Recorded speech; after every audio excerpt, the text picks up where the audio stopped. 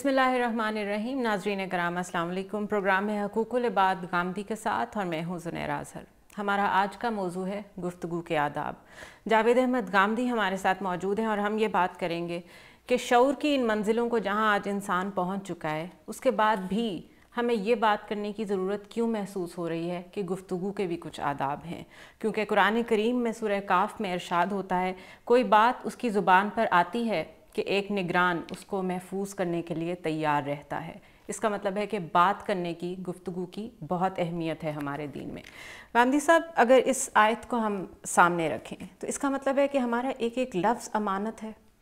इसमें क्या शक है? देखिए, इंसान की इंसानियत का ज़हूर दो ही चीज़ों से होता है, या उसकी ज़ुबान पर आने वाले अल्फाज से या उसके अमाल से। दो ही चीज़ें। यानी आपको अल्लाह ताला ने कुछ अज़ा व जवारे दिए हैं, ये जब हरकत में आते हैं तो आपकी शख्सियत का इजहार होता है।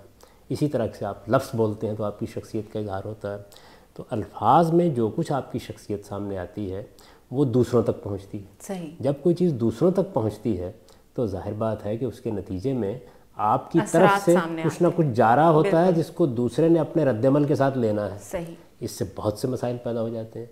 वो मसाइल मजहबी भी होते हैं, वो अखलाकी भी होते हैं, वो माशरती भी होते हैं, वो समाजी भी होते हैं। इस वजह से गुफ्तगू कोई मामूली चीज़ नहीं हो। तो कहा जाता है ना कि लफ्ज़ का ज़ख्म ऐसा है कि जिसको भरा नहीं जा सकता। तलवार का ज़ख्म भर जाता है लेकिन लफ्ज़ का ज़ख्म नहीं भरा जाता। नबी अकरम सल्लल्लाहु अलैहि वसल्लम अखलाक की जिन मंजिलों पर थे उसका हम क्या ज़िक्र करें, लेकिन कुछ बताइए कि गुफ्तगू में वो किन चीज़ों को मलहूज़ खातिर रखते थे। रसूलुल्लाह सल्लल्लाहु अलैहि वसल्लम के बारे में तो ये मालूम होता है कि बहुत ठहर ठहर कर गुफ्तगू करते थे। एक एक चीज़ को मालूम होता था कि सोच कर बोला जा रहा है। आपकी ज़ुबान पर कभी कोई बेहुदा लफ्ज़ नहीं सुना गया, कभी कोई इब्तिज़ाल का कलमा नहीं सुना गया, कभी कोई झूठी बात आपकी ज़ुबान पर नहीं आई। आपने जब किसी के साथ बात की है तो पूरी शाइस्तगी और पूरे एहतराम के साथ की है। दूसरे की तरफ पूरा रुख मोड़ कर आमतौर पर बात करते थे। यानी अगर रास्ते में भी कोई शख्स मिल गया है तो आपने देखा होगा कि बड़े लोगों के यहाँ इल्तिफ़ात नहीं होता, लेकिन लोग बयान करते हैं कि रिसालत में आप सल्लल्लाहु अलैहि वसल्लम जब भी बात करते थे तो मालूम होता था कि सरासर इल्तिफ़ात है। यानी जिससे बात कर रहे हैं उसी की तरफ झुके हुए हैं। सही। उसके अंदर बड़ी शफ़क़त, बड़ी मोहब्बत होती थी। किसी को तवज्जो दिलाते थे अगर किसी मौके के ऊपर, तो उसमें भी ये मालूम होता था कि आखिरी दर्जे की खैरखाई है जिसका इजहार किया जा रहा है। इसके ये मानी नहीं है कि हर मौके के ऊपर आपकी गुफ्तगू संजीदा मुबाहिसी पर होती थी। आप हदीसों का मुताला करें तो मालूम होता है कि आपने कभी कभी मज़ाह से भी काम लिया है, आपने लतीफ़ बातें भी की हैं, आपने लोगों को कोई किस्सा भी सुना दिया है, आपने कदीम अरब की कोई रवायत भी लोगों के सामने बयान कर दी है, दुनिया के मामलात पर कोई तबसरा भी कर दिया है, किसी मौके पर गुस्से का इजहार भी किया है। यानी ये सारे मामलात होते रहे हैं। लेकिन इनमें जिस चीज़ को आपने हमेशा मलहूज़ रखा है वो ये है कि दूसरे की इज़्ज़त नफ्स का लिहाज रखा जाए, शाइस्तगी और तहज़ीब के आदाब का लिहाज रखा जाए, और हर हाल में वो बात कही जाए जो सच्चाई की बात हो। नबी सल्लल्लाहु अलैहि वसल्लम की पूरी शख्सियत इसका बेहतरीन मुरक्का थी। गांधी साहब, लाजमी बात है एक शख्स जब आपके साथ बुरी तरह बात करता है तो आप भी जवाब में गुस्से में आते हैं, ये तो एक नेचुरल रिएक्शन है बिल्कुल। लेकिन अगर हम हज़रत मूसा अलैहिस्सलाम की मिसाल लें तो अल्लाह ताला ने फ़िरौन के मुकाबले में उनको बहुत नरमी के साथ बात करने को कहा। इसके पीछे क्या हिकमत थी? देखिए ना, फ़िरौन तो अल्लाह ताला का मुखातिब नहीं था। सही। उसके पास भेजा जा रहा था। उसके बारे में ये नहीं कहा जा सकता था कि उसने किस हद तक अपने नफ्स की तहज़ीब की है। सही। क्या फिलवाक़े उसने गुफ्तगू करना सीखा है? वो अपनी बड़ाई से नीचे उतर कर कोई हक़ सुनने के लिए तैयार है कि नहीं? अगर ये सारी बातें उसके अंदर होती तो शायद एक पैगंबर की बेइज्जत की ज़रूरत न पड़ती। बिल्कुल सही। लेकिन जब ये सूरत हाल नहीं थी और ये मालूम था कि वह अना रब्बुकुमुल आला के मनसब पर फायज़ है, और वो ये समझता है कि वो एक अवतार बादशाह है, और उसे ये मालूम है कि सारे मिस्र को उसकी इताअत करनी चाहिए। बनी इसराइल के साथ भी उसका रवैया शिद्दत का रहा है। वो सब के सब बेगार में वहाँ पकड़े हुए थे। यानी एक तरह की इसारत और ग़ुलामी की ज़िंदगी थी जो बनी इसराइल वहाँ बसर कर रहे थे। तो जब तहक्कुम के इस मुकाम पर एक शख्स फायज़ है और उसकी महकूम कौम का एक फ़र्द पैगंबरी के मनसब पर फायज़ कर दिया गया है, वो जाके बात करेगा। अगर बात में ज़रा दुरुस्ती आ जाती है तो उसका नतीजा तो ये निकलेगा कि पहले ही मरहले पर सारी बात ही गारत हो जाएगी। सही। फिर ये कि जब आप दावत लेके जाते हैं, यानी कोई पैगाम आपके पास है, आप वो पैगाम दूसरे तक पहुंचाना चाहते हैं, तो आपको उसकी नफ्सियात का हर हाल में लिहाज रखना चाहिए। अगर कोई आदमी अपनी अनानियत का असीर है, अपनी बड़ाई के ज़ोम में मुब्तला है, तो फिर ये ज़रूरी है کہ آپ اس کو پہلے مرحلے پر چیلنج نہ کریں. صحیح. اگر آپ یہ رویہ اختیار کرتے ہیں کہ سب سے پہلے اس کی بڑائی پر ہی آپ ضرب لگاتے ہیں تو اس کا نتیجہ یہ نکلے گا کہ وہ آپ کی بات سننے کے لیے تیار نہیں ہوگا. اچھا پھر یہ چیز آپ کے مخاطب یا آپ کے مخالفی کے معاملے میں نہیں ہے بلکہ آپ کے ساتھیوں کے معاملے میں بھی ہے. دیکھیے رسالت میں آپ صلی اللہ علیہ وسلم کو اللہ تعالیٰ نے کہا ہے کہ لو کنت فظا غلیظ القلب لانفضوا من حولک، یعنی اگر آپ درست خو ہوتے، اگر آپ سخت لب و لہجہ اختیار کرنے والے ہوتے، اگر آپ سخت دل ہوتے تو یہ لوگ آپ کے گرد جمع نہ ہوتے. صحیح. یہ بڑا خراج تحسین بھی ہے کہ اگر یہ لوگ جمع ہیں، اس محبت کے ساتھ جمع ہیں تو پیغمبری کا منصب تو ہے لیکن اس کے ساتھ آپ کی جو شخصیت ہے اس کا یہ حسن بھی ہے کہ اس کے اندر نرمی ہے، لطافت ہے، اس کے اندر بڑی حلاوت ہے. آپ آخری درجے میں حلیم الطبع ہیں، آخری درجے میں محبت کرنے والے ہیں، نرمی سے بات کرنے والے ہیں. تو نرمی سے بات اصل میں دل میں اترتی ہے. یعنی بات ہمیشہ اس طریقے سے کرنی چاہیے کہ جس کے بارے میں یہ کہا جاتا ہے نا کہ از دل خیزت بس دل ریزت، یعنی وہ دل سے اٹھتی ہے اور دل میں جاتی ہے. تو دل میں تو وہی بات جا کے ترازو ہوگی کہ جس میں دل کے جذبات شامل ہیں. تو گاندھی صاحب خواہ آپ کے ساتھ اگلا جس طرح بھی بات کر رہا ہو، جس طرح آج ہم اپنے معاشرے میں اگر دیکھیں تو ایک عام سبزی والا، ایک عام دکاندار، یہ تو اتنی سیدھی طرح بات کرنے کو تیار ہی نہیں ہوتے ہیں. ہر کوئی غصے میں بات کرتا ہے، ہر کوئی آپ کے ساتھ اس انداز میں بات کرنا چاہتا ہے جس میں اس کی حاکمیت مسلط ہو. جب آپ ریئیکشنری ہو کر اس کے ساتھ بھی سخت بات کرتے ہیں تو کیا یہ بھی غلط ہے؟ دیکھیے بات یہ ہے کہ کسی جگہ سے تو اصلاح کی ابتدا کرنی ہوگی. صحیح. تو جو لوگ شعور رکھتے ہیں انہی کو سب سے پہلے بتانا ہوگا کہ وہ صبر سے کام لیں. صحیح. یعنی سیدنا موسیٰ علیہ السلام کو اللہ تعالیٰ نے پیغمبری کے منصب پر فائز کیا تو وہ شعور کے مقام پر کھڑے تھے، اس لیے ان کو مخاطب کر کے یہ کہا جائے گا کہ آپ جائیں اور آپ نرمی اور محبت کے ساتھ اپنا پیغام پہنچائیں. صحیح. اسی طرح اگر آپ کو اللہ نے شعور دیا ہے یا کسی اور کو اللہ نے شعور دیا ہے تو پہلے اس کو مخاطب کیا جائے گا. اور میں آپ سے عرض کرتا ہوں کہ انسان کا معاملہ یہ ہے کہ جب آپ اس کی برائی کا جواب بھلائی سے دیتے ہیں اور بار بار دیتے ہیں تو اس کے بعد اس کی فطرت بیدار ہو جاتی ہے. صحیح. اور پھر وہ بھی یہ سمجھنا شروع کر دیتا ہے کہ اصل رویہ کیا ہے جو انسان کو انسان کے لحاظ سے اختیار کرنا چاہیے. صحیح. لیکن اگر میں بھی اسی سطح پر اتر آؤں، آپ بھی اسی سطح پر اتر آئیں، جن کو اللہ تعالیٰ نے کچھ تھوڑا سا شعور دیا وہ بھی بے شعوری کا مظاہرہ کرنا شروع کر دیں تو پھر ابتدا معاشرے کے اندر ابتدا کہاں سے کی جائے گی؟ صحیح. صحیح. ناظرین ہمارے ساتھ رہیے گا، گفتگو کا سلسلہ بھی جاری ہے. Let's take a short break.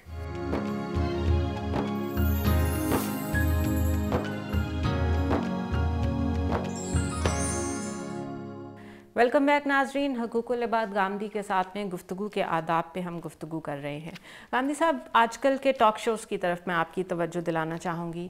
زیادہ سے زیادہ لوگوں کو آپس میں لڑانے والا اینکر پرسن بہترین سمجھا جاتا ہے، اور ہمارے ہاں جو ایک کانسیپٹ ہے کہ کون سی چیز سب سے زیادہ بکے گی، یعنی کہ جس میں سب سے زیادہ عوام انٹرسٹ کا مظاہرہ کریں گے، وہ بھی وہی چیز ہوتی ہے جس میں سب سے زیادہ گفتگو کے آداب کا خیال نہیں رکھا جاتا. یہ ٹرینڈ سیٹرز کون ہیں؟ یہ کہاں سے آ گئی یہ چیز ہم میں؟ یہ اصل میں تو ہم مارکیٹ اکانومی کے دور میں جی رہے ہیں، اور یہ جتنے ادارے بنتے ہیں، خواہ وہ ٹی وی چینل ہیں، خواہ وہ اخبارات ہیں یا دوسرے بہت سے ادارے ہیں، ان سب کو کمانا ہوتا ہے. اور اس کا نتیجہ کیا نکلتا ہے؟ اس کا نتیجہ یہ نکلتا ہے کہ آپ کے اندر در حقیقت یہ جذبہ اور یہ داعیہ نہیں رہتا کہ آپ سوسائٹی کے لیے اصلاح کے مقام پر کریں. صحیح. یعنی یہ صحیح ہے کہ آپ نے تفریح فراہم کرنی ہے، لیکن تفریح آپ فراہم کرنے کے لیے بہت سی تفریح کی چیزیں جب نشر کر رہے ہیں تو یہ بھی دیکھنا چاہیے کہ جو سنجیدہ چیزیں ہیں ان کی سنجیدگی متاثر نہ ہو. صحیح. یعنی اگر لوگوں کے سامنے سنجیدہ چیزیں بھی موضوع تفریح بن کر آئیں گی تو آپ اندازہ کر سکتے ہیں کہ آپ کے معاشرے کا حال کیا ہوگا. صحیح. تو کچھ وقت مقرر کر لینے چاہیے کہ جن کے اندر سنجیدہ مباحث پر سنجیدہ طریقے سے گفتگو ہو. صحیح. تفریح بھی زندگی کی ایک ضرورت ہے لیکن سنجیدگی اس سے کہیں زیادہ بڑھ کر زندگی. گاندھی صاحب تفریح کی بھی ٹائپس ہوتی ہیں نا، تفریح میں بھی اچھی، بہت ہلکی پھلکی اور بہت اخلاقیات کے دائرے میں رہنے والی تفریح بھی ہو سکتی ہے. یہ کیا وجہ ہے کہ معاشرہ پسند ہی ایسی تفریح کو کرتا ہے جس میں شور شرابہ، ایک دوسرے کی بات کاٹنی، ایک دوسرے کا مذاق اڑانا شامل ہوتا ہے؟ اسی وجہ یہ ہے کہ ہم نے اپنے معاشرے کی تربیت اس طرح سے کی ہے. دیکھیے عوام کی جب آپ نے تربیت ہی نہیں کی تو انہی چیزوں کو پسند کریں گے، یا ہم ان کو دیکھنے کی چیزیں ہی یہی فراہم کر رہے ہیں، ان کے پاس چوائس ہی نہیں ہے. میں جس چیز کو تربیت نہیں کی کہتا ہوں وہ یہی ہے کہ آپ نے کبھی ان کے سامنے وہ چیزیں رکھی نہیں، وہ ان کے ذوق آشنائی نہیں ہے. صحیح. یعنی علم کیا ہوتا ہے، سنجیدگی کیا ہوتی ہے، استدلال کیا ہوتا ہے، آپ کس طرح اپنا دل کسی جذبے کے ساتھ دوسرے کو دیتے ہیں، آپ کس طریقے سے خیرخواہی کے ساتھ بات کرتے ہیں، یہ چیزیں اگر آپ نے نمونے کے طور پر بھی پیش نہیں کی، سکھائیں اور سمجھائیں بھی نہیں ہیں تو پھر اصل میں بحثیت مجموعی آپ کے اوپر ایک تفریح کی کیفیت طاری ہوتی ہے. صحیح. اس کا نتیجہ یہ نکلتا ہے، آپ کے علم میں ہوگا کہ ایک زمانہ ایسا تھا کہ مذہب جیسی سنجیدہ چیز کے بارے میں بھی مناظرے منعقد کر لیے جاتے تھے، اور ان مناظروں میں صورتحال یہ ہوتی تھی کہ ایک طرف کے بھی بہت سے لوگ بیٹھے ہوئے ہیں، دوسری طرف کے بھی بہت سے لوگ بیٹھے ہوئے ہیں، اور بالکل وہی فضا بن جاتی تھی جیسے ایک دنگل برپا۔ صحیح۔ یعنی میلے ہوتے تھے ہمارے ہاں، ایک میلے کا اشتہار میں نے دیکھا، یعنی یہ پنجابی کے ایک ضلع کے میلے کا اشتہار دیکھا جس میں یہ لکھا ہوا تھا کہ ہمارے ہاں کشتیوں کے مقابلے ہوں گے، اور ہمارے ہاں پہلوان آئیں گے، اور ہمارے ہاں کتوں کی لڑائی ہوگی اور مرغوں کی لڑائی ہوگی، اور مولویوں کا مناظرہ بھی ہوگا۔ یعنی اس کا مطلب یہ ہے کہ انہوں نے سوسائٹی چیزوں کو ایک ہی سطح پر رکھا ہوا ہے۔ اس کا مطلب کیا؟ اس کا مطلب یہ ہے کہ آپ نے ایک سنجیدہ چیز کو، آخری درجے کی سنجیدہ چیز کہ آپ مذہب پر گفتگو کرنا چاہتے ہیں، اس کو بھی تفریح کا ذریعہ بنا دیا۔ صحیح۔ تو یہی صورتحال ہمارے ہاں عام طور پر سیاسی مباحث پر گفتگو میں بھی ہو گئی ہے، کیونکہ لوگ ان چیزوں کو پسند کرتے ہیں، تو اس میں بھی پھر اس طرح کے لوگ بلائے جاتے ہیں، ایسا اسلوب اختیار کیا جاتا ہے کہ جس میں کچھ ہنگامہ ہو جائے، کچھ احتجاج ہو جائے، کچھ زبان درازی ہو جائے، کچھ طعن و تشنیع ہو جائے، اس کے نتیجے میں لوگ بہت بڑی تعداد میں دیکھنے کے لیے تیار ہو جائیں۔ تو میرے نزدیک تفریح کے معاملے میں بھی ہماری اخلاقی ذمہ داری ہے کہ ہم اس کو بھی پاکیزہ بنائیں۔ دیکھیے اللہ تعالیٰ نے یہ ممنوع نہیں قرار دیا، لیکن یہ تقاضا آپ سے کیا ہے کہ آپ کی زندگی کا کوئی پہلو بھی جب ظاہر ہوتا ہے تو اس کے اندر ابتذال نہیں ہونا چاہیے، اس کے اندر بےہودگی نہیں ہونی چاہیے، اس کے اندر ولگیرٹی نہیں ہونی چاہیے، اس کو ہر حال میں تہذیب کے دائرے میں رہنا چاہیے۔ انسان بہت سی غلطیاں اور کوتاہیاں کرتا ہے جب وہ اپنی انفرادی شخصیت میں ہوتا ہے، لیکن جس وقت آپ دوسروں سے معاملہ کرتے ہیں تو آپ کے اوپر بڑی ذمہ داری عائد ہو جاتی ہے۔ اور جب مثال کے طور پر آپ کوئی چینل قائم کرتے ہیں، کوئی اخبار نکالتے ہیں، کوئی رسالہ نکالتے ہیں، تو یہ ذمہ داری دو چند ہو جاتی ہے۔ یعنی اب آپ در حقیقت معاشرے کے سامنے کھڑے ہو گئے ہیں جس میں اب آپ کو معاشرے کو کچھ دینا ہے، بلکہ ایک ایسا پلیٹ فارم مہیا کرنا ہے جہاں اعلیٰ درجے کی شخصیات آ کر اپنے فن کا بھی مظاہرہ کریں گی، اپنا علم بھی لوگوں کے سامنے پیش کریں گی، ان کی تربیت بھی کریں گی۔ اس کا ایک حسین امتزاج پیدا کرنا چاہیے، کچھ چیزوں کو مارکیٹنگ کے اصولوں سے بلند کر دینا، بالاتر کر دینا چاہیے، اور وہ اسی مقصد سے ہونی چاہیے۔ بلکہ میں تو یہ سمجھتا ہوں کہ جو ضابطہ اخلاق بنانا چاہیے اس معاملے میں سب کو مل کر، اس میں یہ طے کر لینا چاہیے کہ وقت کا اتنا حصہ معاشرے کی تعلیم، تربیت اور اس کی تطہیر کے لیے، اور اس میں وہی چیزیں ہوں گی جو چیزیں در حقیقت لوگوں کو دینی مقصود ہے اگرچہ وہ ان کو نہ لینا چاہے۔ صحیح، بے شک نہ، جس طرح آپ ان کو بغیر مانگے غلط چیزیں دکھا رہے ہیں، اس طرح آپ ان کو بغیر مانگے ایسی چیزیں بھی دکھائیں جو ان کی اصلاح کا سبب بنے۔ اس لیے کہ یہ ذمہ داری ہے آپ کی، آپ اصل میں ایک کام ایسا کر رہے ہیں جس میں معاشرے کو جو کچھ آپ دیں گے اس کے لیے کل آپ کو خدا کے سامنے جواب دہ ہونا ہے۔ صحیح، یعنی آپ کل یہ عذر نہیں پیش کر سکیں گے کہ فلاں چیز بکتی نہیں تھی، آپ کو بتانا ہے کہ یہ جو کچھ آپ دے رہے تھے اس میں آپ نے کہیں اپنے معاشرے کو اخلاقی لحاظ سے پستی میں تو نہیں گرا دیا، کہیں آپ نے اس کی ایسی تربیت تو نہیں کر دی کہ جس کے نتیجے میں ہر چیز درم برم ہو گئی ہے۔ یعنی آپ یہ دیکھ رہے ہوں گے کہ آپ کے معاشرے کے اندر آپ کے آداب، حدود، مراتب، آپ کا دین، آپ کا مذہب، آپ کی اخلاقیات، کیا اس کے تقاضے ملحوظ رکھے گئے ہیں؟ اس لیے کہ یہ سب وہ چیزیں ہیں جو اپنے اندر ایک تقدس رکھتی ہیں، اور اس کے ساتھ آزادانہ بحث، اس کے ساتھ تنقید، اس کے ساتھ تحقیق۔ یعنی اگر آداب کا لحاظ کیے بغیر یہ سب چیزیں ہوں گی تو یہ معاشرے کو توڑ پھوڑ دیں گی، اور اگر آداب کے اندر ہوں گی تو پھر یہ معاشرے کے لیے خیر و صلاح کا ذریعہ بنیں گی۔ ناظرین ہمارے ساتھ رہیے گا، گفتگو کا سلسلہ ابھی جاری ہے۔ It's time for a short break.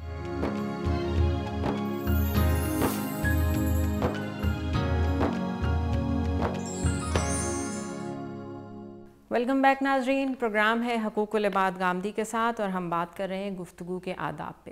گامدی صاحب، ایک بات تو طے ہے کہ جب بڑے ایک دوسرے کے ساتھ لڑتے اور سخت طریقے سے بات کرتے دکھائی دیں گے تو کوئی اولاد یا ینگر جنریشن بھی کوئی بہت اچھی تربیت نہیں پائے گی، لیکن کس طریقے سے اپنی نئی نسل کو تھوڑا سا اس طرف لایا جائے کہ بڑوں کے ساتھ کس طرح بات کرنی ہے؟ کیونکہ دیکھنے میں یہ آ رہا ہے کہ جو نئے انسٹیٹیوٹس بن رہے ہیں وہاں پر استاد کی اس طرح کی عزت معاشرے میں دکھائی نہیں دیتی جس طرح کچھ عرصہ پہلے دکھائی دیتی تھی۔ یہ ایک تہذیبی بحران ہے جس میں ہم مبتلا کر دیے گئے ہیں۔ میں نے اس سے پہلے بھی کسی پروگرام میں اس کی طرف اشارہ کیا تھا کہ کچھ ہماری روایات تھیں۔ دیکھیے بات یہ ہے کہ ایک ہوتا ہے مذہب اور نظریہ، وہ چند اصول دے دے گا، صحیح، اس کے بعد ایک تہذیب وجود میں آتی ہے۔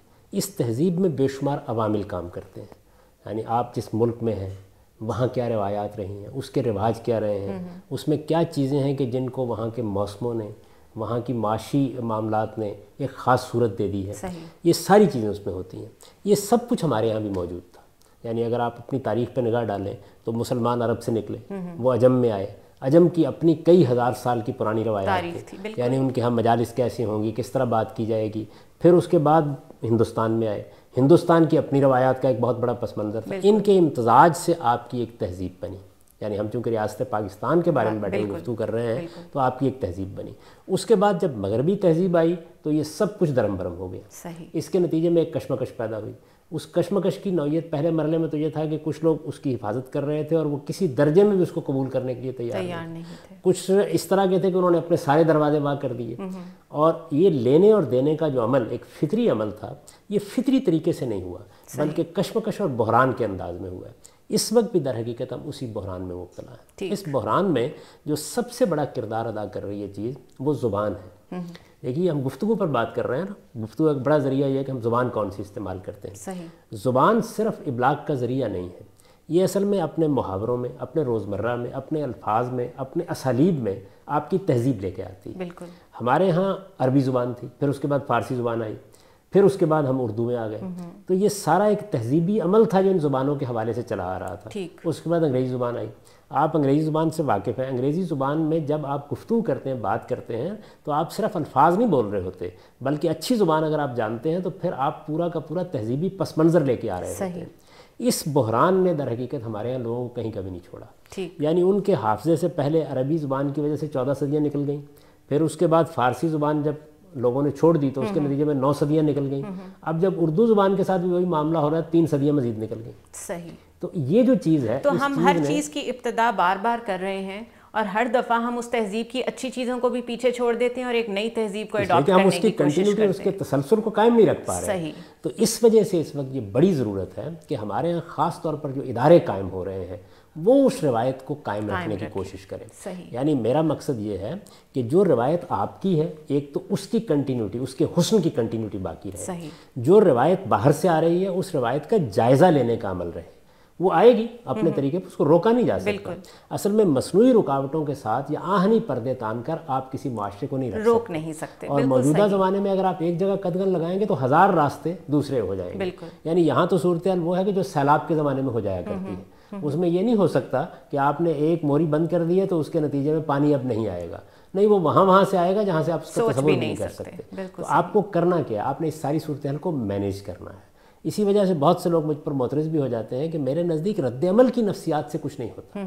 یعنی اگر آپ کہیں گے نا یہ بھی حرام, وہ بھی ناجائز, یہ بھی نہیں ہونا چاہیے, وہ بھی نہیں ہونا چاہیے, جو حرمتیں دین کی ہیں وہ تو رہیں گی اپنی جگہ, لیکن جو حرمتیں آپ کی تہذیب اور سماج نے پیدا کی ہوئی ہیں ان کو ختم ہونا ہے. اس میں تو آپ کو دیکھیں شعور دینا پڑے گا. آپ کو شعور دینا پڑے گا. وہ شعور دیتے وقت آپ یہ دیکھیے کہ اس وقت ہم اپنی تعلیم کے ذریعے سے کیا خدمت انجام دے سکتے ہیں, اپنے رسائل اور اخبارات کے ذریعے سے کیا انجام دے سکتے ہیں, اور پھر اپنے چینلز کے ذریعے سے کیا انجام دے دیتے ہیں. اور اب تو ایک بہت بڑا دوسرا میڈیا وجود میں آ رہا ہے, وہ آپ کا انٹرنیٹ ہے.